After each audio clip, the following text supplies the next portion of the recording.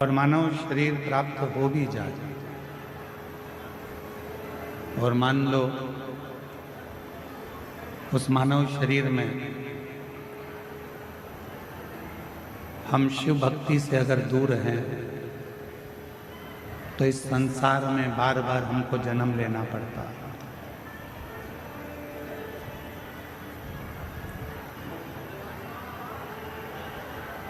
बार बार हमको जन्म लेना पड़ता है।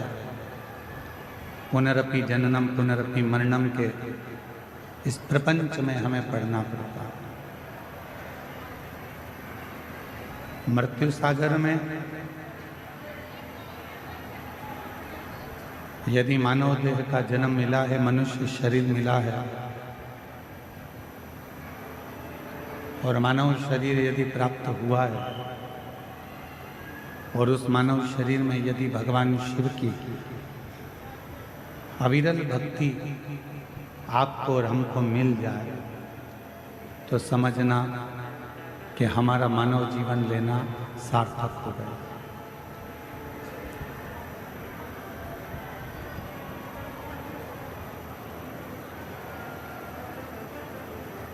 पूरी दुनिया का, पूरे संसार का, पूरी दुनिया का लोग, पूरी दुनिया का भक्त, पूरे संसार का भक्त इस पवित्र पावन देवघर की भूमि पर जल चढ़ाने के लिए आते हैं।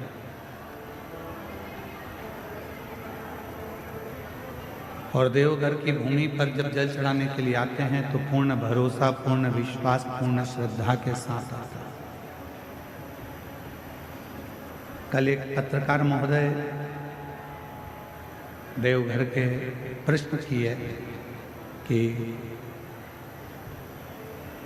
सुल्तानगंज से जल भरकर लोग देवघर तक आते हैं और लाखों लाखों भक्त रोज शिव जी को जल चढ़ाते हैं। आप उनको किस दृष्टि से देखते हैं?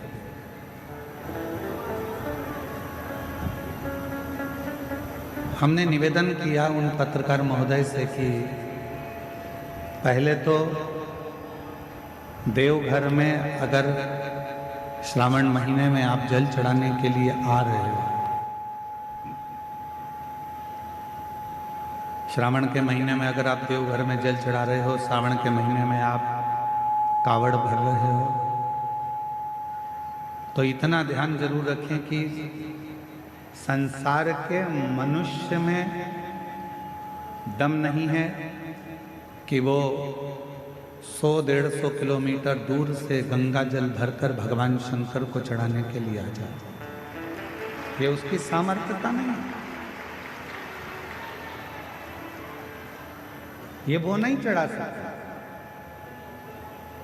हमको लगता है कि मनुष्य जल चढ़ाने के लिए आया है, पर जब वो गंगा का जल अपने कंधे पर रखकर बोल बम बोलते हुए जब चलता है तो वो मनुष्य नहीं रहता, 33 कोटि देवता स्वयं गंगा का जल लेकर बाबा को चढ़ाने के लिए।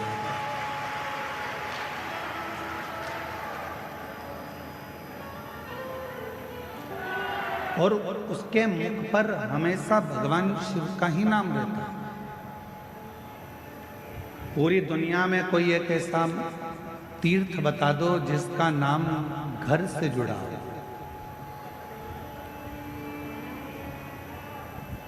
पूरी दुनिया में ऐसा कोई तीर्थ नहीं है जिसका नाम घर से जुड़ा हो। केवल एक तीर्थ है, वो देवघर है जो घर से जुड़ा हुआ है।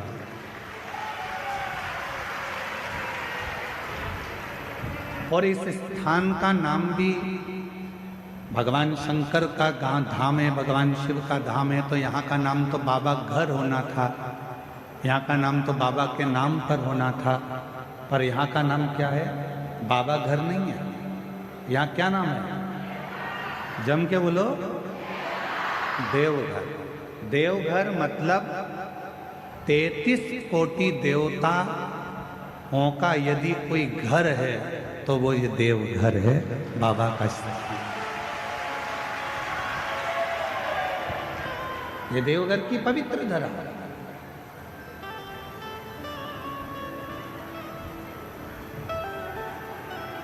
अब आपसे एक निवेदन करें, जरा उत्तर दीजिएगा। मेरी झारखंड की जीजियों, बहनों,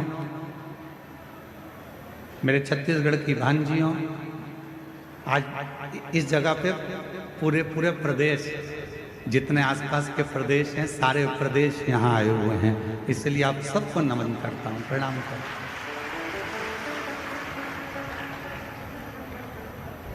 हूँ। घर किसको कहते हैं?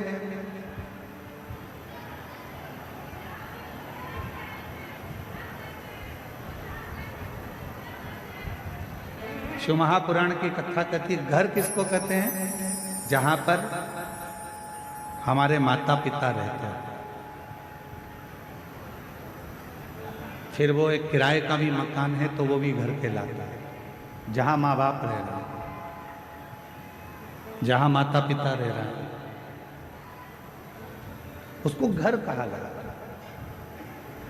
तो किसी ने इंद्रदेव से पूछा कि इंद्रदेव ये बताओ, गरुण वरुण सारे देवता मिलकर सब देवघर जा रहे हैं, वैद्यनाथ जी की पावन धरा पर जा रहे हैं, ऐसा क्यों? तो कहा वो घर है। किसका घर? तो कहा सारे देवताओं का घर, क्योंकि वहां जगत के माता पिता स्वयं भगवान शिव और सती उस भूमि पर भगवान शंकर पार्वती के साथ विराज हैं। भगवान देवाधिदेव महादेव स्वयं माता सती के साथ विराज। और तेरी कृपा बिना न हिले एक भी लेते श्वास, तेरी कृपा से तनु तनु बखान क्या करूं मैं राखों के ढेर का। चपटी भभूत में है खजाना कुबेर का। हे गंगाधर मुक्तिद्वार ओमकार तू, भोले ओमकार तू। आयो शरण तिहारी शंभु तार तार तू। शिव कथा कह रही है। जिस पवित्र धरा पर स्वयं देवता भी आने को तरसते हो, ऐसी धरा पर आप और हम बैठकर शिव महापुराण की कथा का लाभ ले रहे हैं। और ये कथा कोई साधारण नहीं है। आप अपनी बुद्धि में, अपने चित्त से ये निकाल देना कि आप कथा सुनने के लिए गए। आप अपने विवेक से ये निकाल देना कि हम शिव महापुराण की कथा सुनने के लिए देवघर गए। आप अपने विवेक में ये रखना कि हम देवघर में कथा सुनने के लिए नहीं, हम देवघर में अपने पिता से अपने मन की बात करने के लिए इस भूमि पर आ रहे हैं।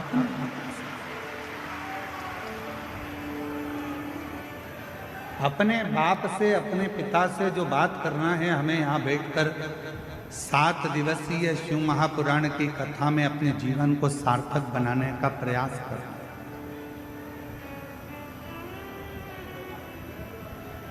और इन 7 दिन में हम बाबा से अपने मन की बात कैसे कह सकते हैं और अपना दिल की बात बाबा से कहकर अपनी झोली कैसे भर सकते हैं, यह आपको सीखना। पड़ोसी शोर मचाएगा, पड़ोसन कुछ बोलेगी, पीछे खड़ा हुआ व्यक्ति कुछ बोलेगा, उस समय पर उसके पांव पड़कर कहना मुझे कथा सुन लेने दो, बहुत दूर से आई हूँ बाबा के धाम में कथा सुनने के लिए। 3 घंटे की कथा में से आधा घंटा आशीष जी ले लेते हैं, 2.5 घंटा मिलता है। उस 2.5 घंटे में मुझे मेरे बाबा से बहुत कुछ कहना है और मेरे बाबा की बहुत कुछ सुनना है, जिससे 3 महीने के अंदर मेरा बाबा मेरा दुख काट देगा और फिर मेरा मन आनंद, ये कहना है। और यहाँ कथा केवल शिव की नहीं होगी, यहाँ कथा केवल भगवान शंकर की नहीं होगी, यहाँ कथा माता सती की भी, शिव की भी और माँ गंगा की भी, तीनों का क्रम इस कथा में चलता है। तो वो भूमि है जहाँ पर वर्णन किया जाता है कि देवघर में बाबा बाबा सब कहे पर माई कहे ना कोई, जो एक बार माई कहे देवघर में वही होई।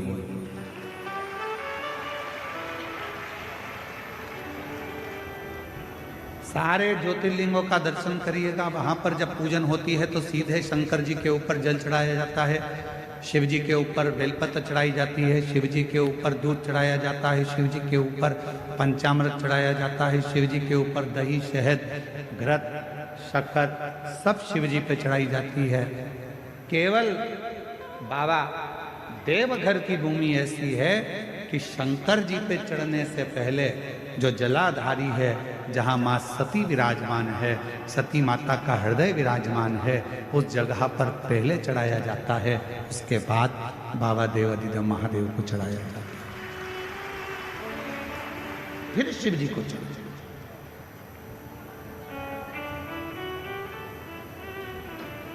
फिर भगवान शंकर विराजमान।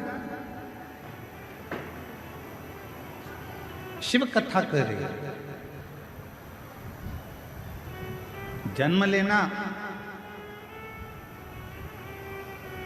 एक मनुष्य का कब सार्थक है, जब वो भगवान शंकर के विरल भक्ति में डूबे।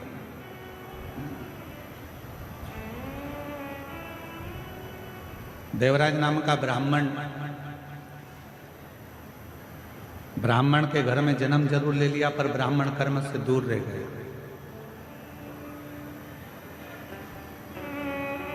आपका जन्म लेना तब सार्थक है जब आप जन्म लेने के बाद आप भगवान की विरल भक्ति में लग गए। शिव महापुराण की कथा कभी नहीं कहती कि आप अपना घर छोड़ दो, परिवार छोड़ दो, नाते छोड़ दो, रिश्ते छोड़ दो, या अपना काम धंधा छोड़ दो, या अपना व्यापार छोड़ दो। शिव महापुराण की कथा तो हमेशा एक बात कहती है कि अपना कर्म करते रहो, काम करो, व्यापार करो, व्यवसाय करो, नौकरी करो, धंधा करो, बिजनेस करो, सब कुछ करो, अपने परिवार में रहो, कुटुंब में रहो, पर साथ में जितना समय मिल जाए उसमें से थोड़ा सा समय निकालकर भगवान देवाधिदेव महादेव की अविरल भक्ति करते रहो। एक लोटा जल बाबा को चढ़ा दो। शिव की अविरल भक्ति को धारण करते रहो।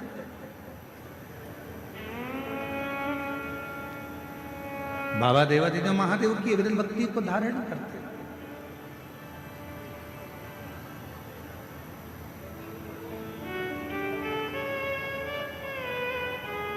कोई तुमसे कहे भी दे कि अपना घर छोड़कर मंदिर में जाकर बैठ जाओ तो बिल्कुल मत बैठना, कह देना सीवर वाले बाबा ने मना करा, हम तो नहीं बैठते।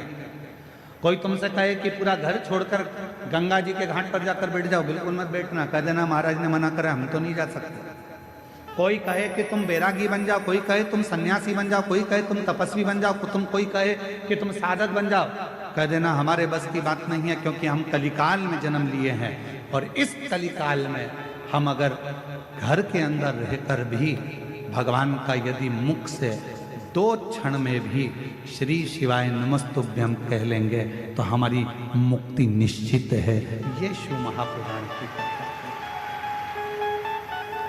हमारा मोक्ष निश्चित है।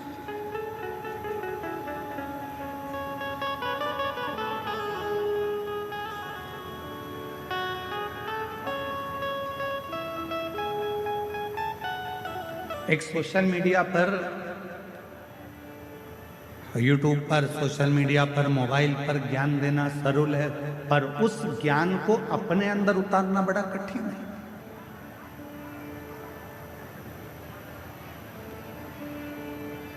स्वयं की जिंदगी में उतारना बड़ा कठिन है।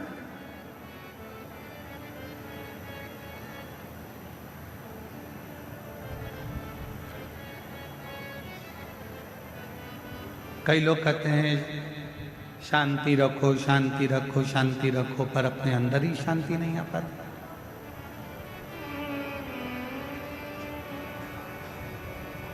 अब यहाँ इतने कथा सुनने के लिए मेरी जीजियाँ, मेरे जीजा, मेरी बेटियाँ, बेटा, मेरी माताएं, मेरे बुजुर्ग माता पिता इस पवित्र कथा में आए हैं। 10 तारीख से आप सब ने अपनी अपनी जगह, सही है कि गलत है? 10 तारीख से जगह संभाली है और 14 तारीख से कथा चालू हो रही है। और हमको सूचना मिली कि कल 13 तारीख को रात्रि को 11 बजे ये पूरे पंडाल फुल हो चुके थे और लोग रोडों पर बैठना प्रारंभ कर दिए थे। देखा नहीं? किसके लिए आए हो? सीहोर वाले महाराज के लिए नहीं।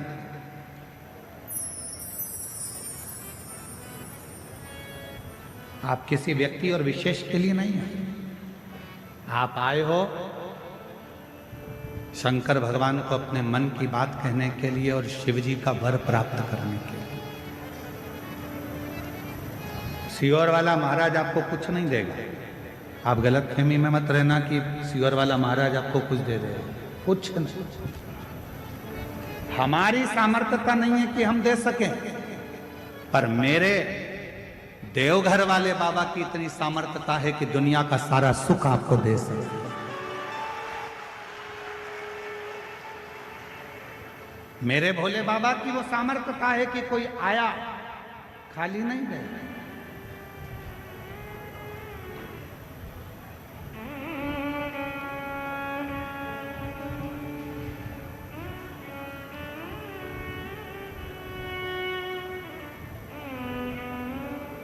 यहां किसी की सामर्थ्यता नहीं है।